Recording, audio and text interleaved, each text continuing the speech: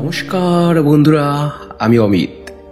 মানুষের জীবনে ঘটে যাওয়া সত্যি অলৌকিক, দৈবিক ও ভৌতিক ঘটনা দিয়ে তৈরি আমাদের অলৌকিক। বন্ধুরা, গত এপিসোডে তোমাদের যে ঘটনাটা শুনিয়েছিলাম সেটা নাকি তোমাদের কারো কারো পছন্দ হয়নি। এটা আমার কাছেও খুব দুঃখজনক একটা ব্যাপার, কারণ গত 3 বছরে এই প্রথমবার এই কথা আমায় শুনতে হলো যে ঘটনা ভালো লাগেনি। যদিও আমি আন্দাজ করতে পারছি যে কেন তোমাদের পছন্দ হয়নি। সত্যের জয় হবে, ভালোর জয় হবে, এটাই আশা করো। কিন্তু খবিসের ঘটনায় সেটা হয়নি, সেখানে অপশক্তির জয় হয়েছে। এটা তোমাদের আশানুরূপ হয়নি, তাই এই কথা বলছো। কিন্তু দেখো বন্ধুরা, শুভ অশুভের লড়াই তো চিরকালের, আর লড়াইয়ে হার জিত হবে, এটাই তো স্বাভাবিক। কখনো এ জিতবে, কখনো ও জিতবে। যদি তা না হয়, যদি সবসময় এক পক্ষই জেতে, তাহলে তো অপর পক্ষ একসময় শেষ হয়ে যাবে। কিন্তু অশুভ তো এখনো আছে, মানে কখনো কখনো তারাও জেতে। সিনেমা সিরিয়ালের গল্পের সঙ্গে বাস্তব ঘটনার এখানেই তফাৎ। যেটা হওয়া উচিত সেটা সবসময় হয় না। তোমরা নিজেরা নিজেদের জীবন দিয়ে পরীক্ষা করে দেখো না। কেউ ঠকিয়েছে, কেউ বদনাম করেছে, কেউ স্বার্থ গুটিয়ে কেটে পড়েছে, কেউ বা দেওয়া কথা রাখেনি। এমন কত অন্যায়, অবিচার, অত্যাচার। তার কটার সঠিক সমাধান হয়েছে বলো তো? কটার সঠিক বিচার হয়েছে? কজন উপযুক্ত ফল পেয়েছে তারা? যেটা হওয়া উচিত সেটা নিজের বেলায় হয়নি, অথচ অন্যের বেলায় হবে, তা কি করে হয়? খবর নিয়ে দেখো, প্রতিটা মানুষের জীবনের গল্প আলাদা আলাদা হতে পারে, কিন্তু অভিযোগ একটাই, এটা আশা করিনি। তবে আজ তোমাদের যে ঘটনাটা শোনাবো, এটা তোমাদের আশা অনুযায়ী হবে। পাপ কখনো লুকায় না, পাপ বাপকেও ছাড়ে না। ঘটনাটা শেয়ার করেছে সোনিয়া। অসংখ্য ধন্যবাদ তোমাকে চমৎকার এই অলৌকিক ঘটনাটি এখানে শেয়ার করার জন্য। তবে ঘটনায় যাওয়ার আগে বলি, তোমরাও যদি এখানে ঘটনা পাঠাতে চাও, ডেসক্রিপশনে দেওয়া এই নাম্বারে আমাকে হোয়াটসঅ্যাপ করতে পারো। যদি লিখতে পারো তো লিখে, না হলে ভয়েস মেসেজ করে বলতে পারো। এবারে শুরু হচ্ছে আজকের নিবেদন। মানা না মানা নিজের কাছে, লোকের মাঝে লুকিয়ে আছে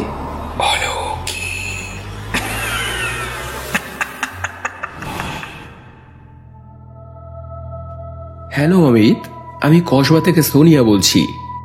আমার পাঠানো আগের ঘটনাটা তুমি এত সুন্দর করে উপস্থাপন করেছিলে যে পুরো জীবন্ত হয়ে উঠেছিল। তাই আজ তোমাকে আবারও একটা ঘটনা বলছি। পাপ কখনো বাপকেও ছাড়ে না, এটা তারই একটা জলজ্যান্ত প্রমাণ, আমার নিজের চোখে দেখা। আর সৌভাগ্যের ব্যাপার হলো যে ঘটনাটার উপসংহার ঈশ্বর আমার মাধ্যমে করিয়েছিলেন। সাল তখন 2000। আমার দিদা তখন খুব অসুস্থ। আমার মা একদিন ফোন করে আমাকে সেই খবরটা দিল। হ্যালো, তোর দিদা খুব অসুস্থ রে, তোকে খুব দেখতে চাইছে, পারলে একদিন একটু সে দেখা করে যা। মানুষের কথা কখন আছে কখন নেই বলা তো যায় না, আয় একদিন। খবরটা শুনে আমার খুব খারাপ লাগলো। সত্যি সত্যি সংসারের চাপে অনেকদিন মামা বাড়ি যাওয়া হয় না। তো এরপর একদিন মা আর আমি দুজনে গেলাম মামা বাড়ি। আমার অন্যান্য ভাই বোনেরাও সবাই দেখা করতে এসেছিল। তো ওদের কাছেই শুনতে পেলাম আমার আরেক দিদুন, মানে আমার মায়ের কাকিমা, তিনিও খুব অসুস্থ। দীর্ঘ 7 বছর ধরে উনি বিছানা শয্যা, খাওয়া দাওয়া, পায়খানা, প্রস্রাব সব বিছানাই করেন। খুবই খারাপ অবস্থা। তখন আমি ভাবলাম যে যেহেতু এখন আর বেশি আশা হয় না, তাই এসেছি যখন একবার ওনার সঙ্গে দেখা করে যাই। আমার মাও বলল, হ্যাঁ চল। কিন্তু আমার মামারা সবাই বাধা দিল, বলল, না না এখন যাস না, দিনের বেলায় যাস। আমি বললাম, কেন, এখন গেলে কি অসুবিধা আছে?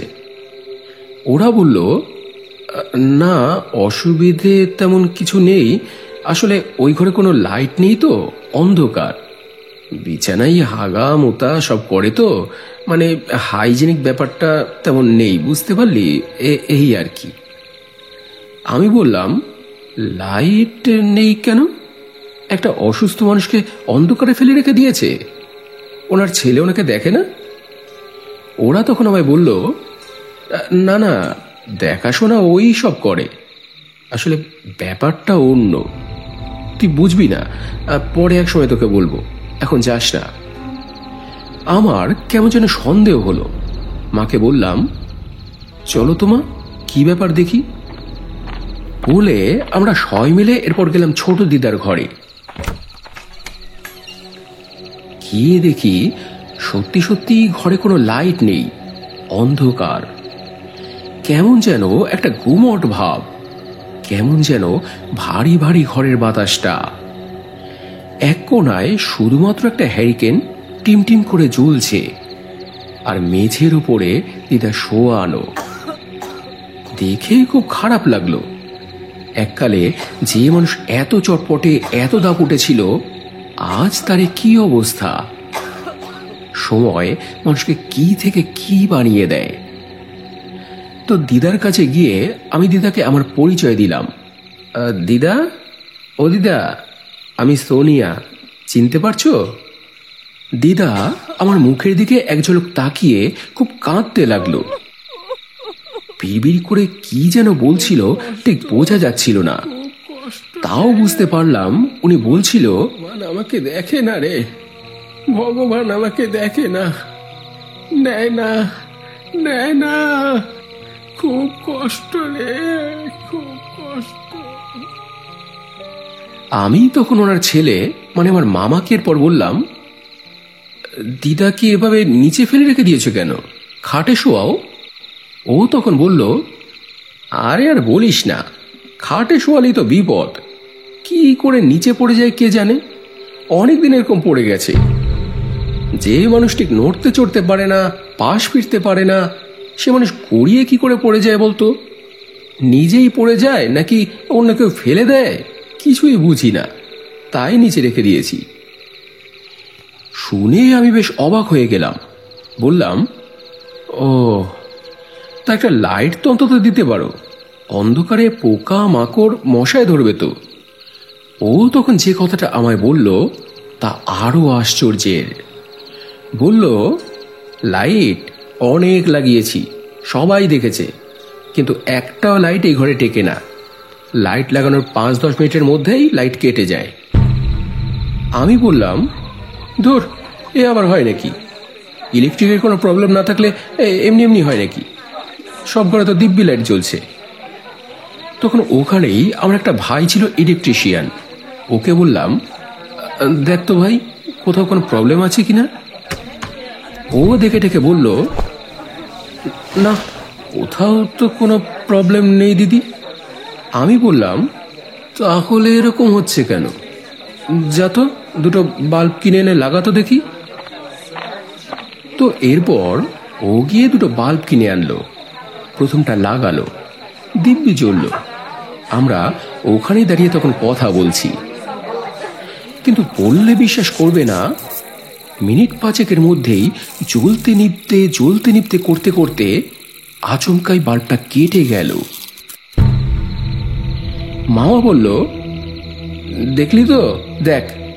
সত্যি সত্যি আমিও অবাক হয়ে গেলাম। দিব্যি তো জ্বলছিল লাইটটা, হঠাৎ কি হলো?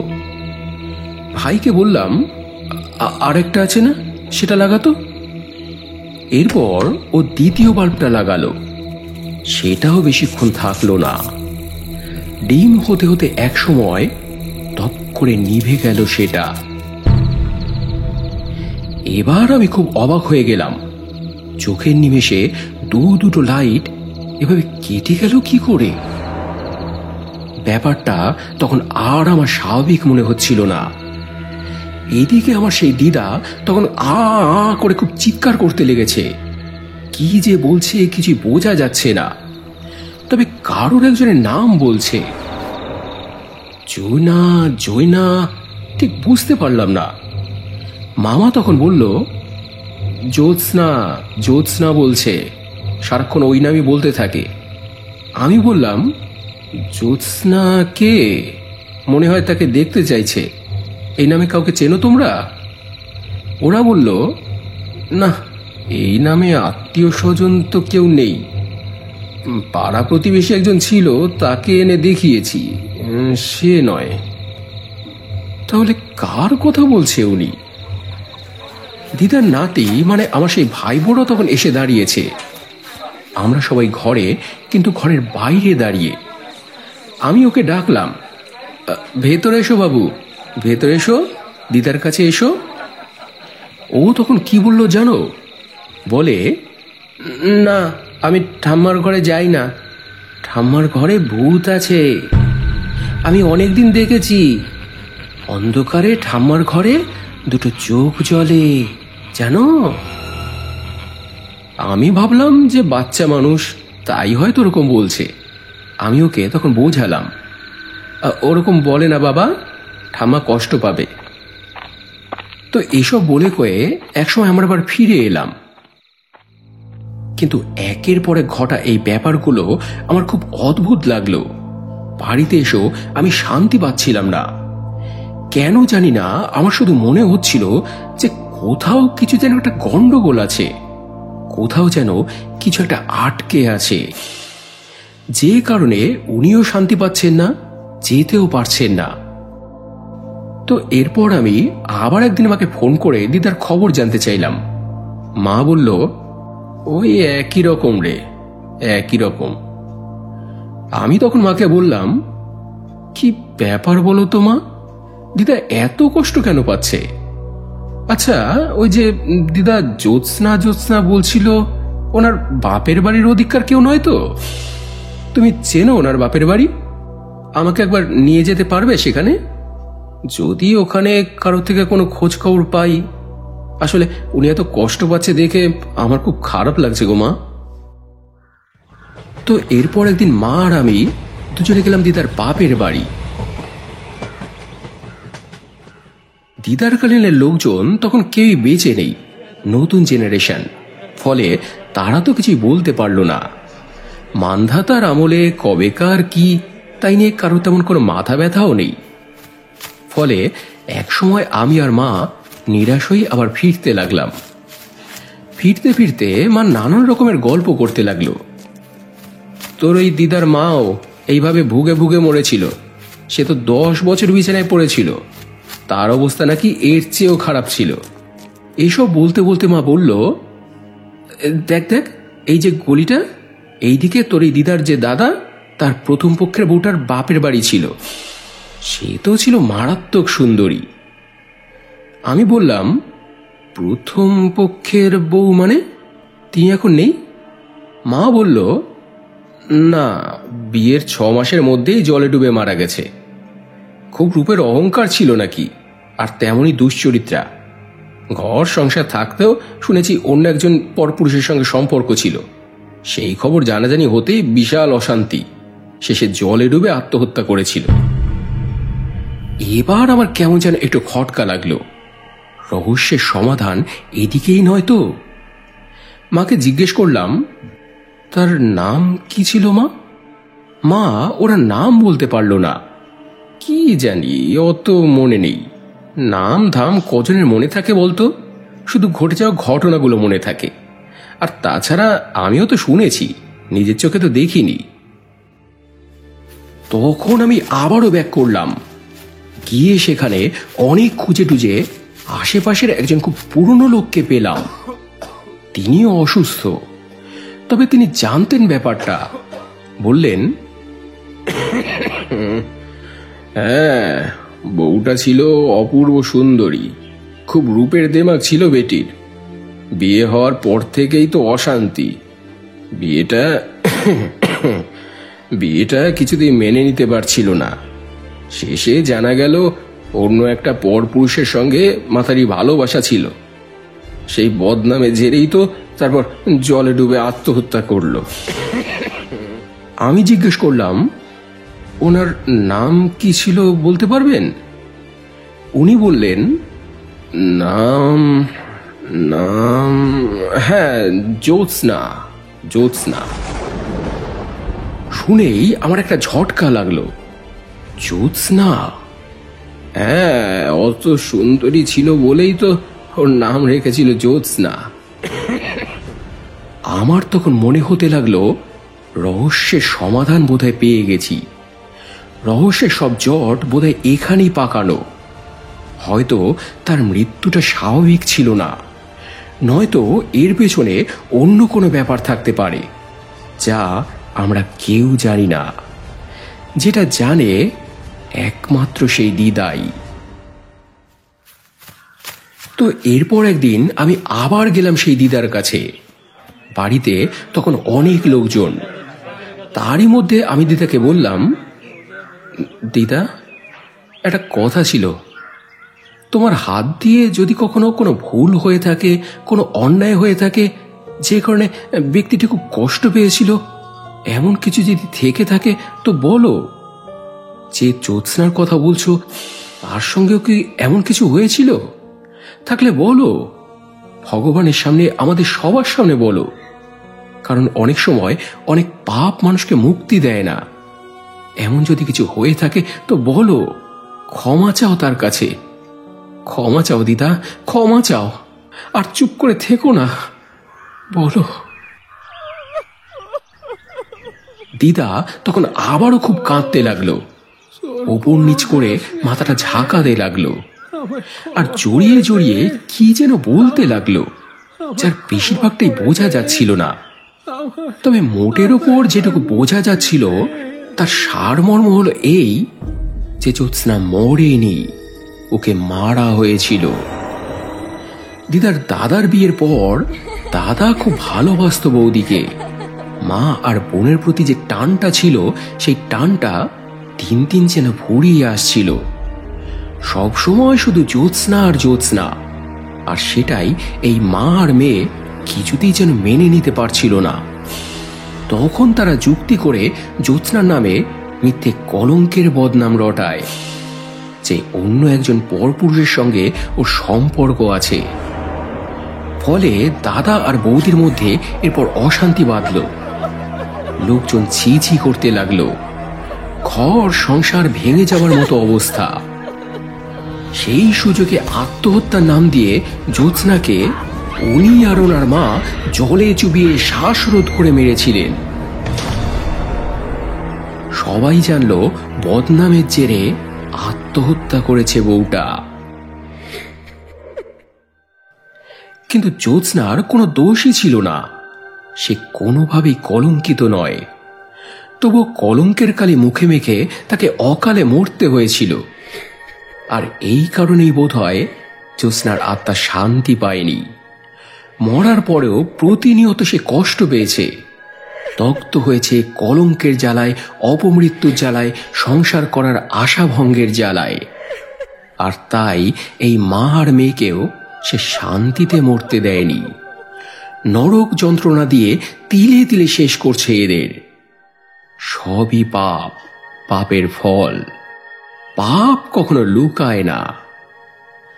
তো এসব কথা বলার পর দিদা তো আবারও হাউমাউ করে কাঁদতে লাগলো। সব আমাদের দোষ, তোর কোনো দোষ নেই রে, আমায় ক্ষমা করে দে, আমায় এবার মুক্তি দে, মুক্তি দে।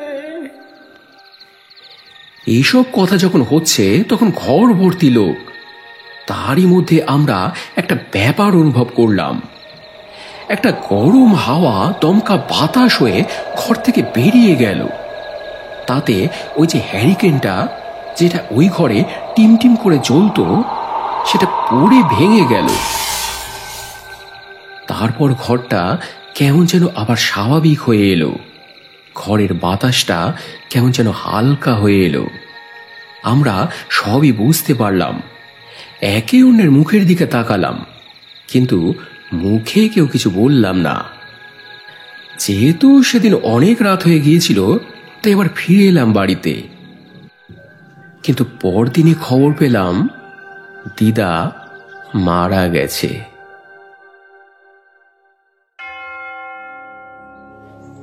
তো এই ছিল বন্ধুরা আজকের ঘটনা। আশা করি এই ঘটনাটা তোমাদের সবারই মনোপুত হয়েছে। কারণ পাপ শেষ অব্দি লুকায়নি, আর পাপীরাও সকলে শাস্তি পেয়েছে। তো কেমন লাগলো তোমাদের আজকের ঘটনাটা কমেন্ট করে জানিও। যদি ভালো লেগে থাকে তাহলে লাইক, শেয়ার ও সাবস্ক্রাইব করে অলৌকিকের পাশে থেকো। প্রতি শনি মঙ্গলবার করে এমন অলৌকিক, দৈবিক ও ভৌতিক ঘটনা এখানে কিন্তু আসতেই থাকে। তো এবারে কমেন্ট পড়ার পালা। গত এপিসোডে তন্ময় ফৌজদার লিখেছে, তোমার প্রেজেন্টেশনটা খুব ভালো।